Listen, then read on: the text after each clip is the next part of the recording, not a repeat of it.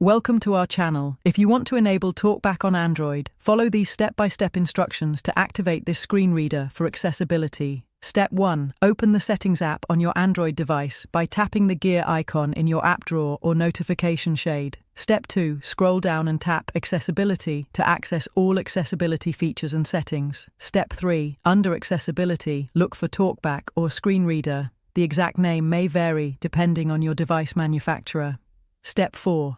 Tap on TalkBack to open its settings page. Step 5. Toggle the switch at the top of the screen to turn TalkBack on. A dialog box will appear explaining how TalkBack works. Step 6. Read the information about TalkBack gestures and controls, then tap OK or Allow to confirm activation.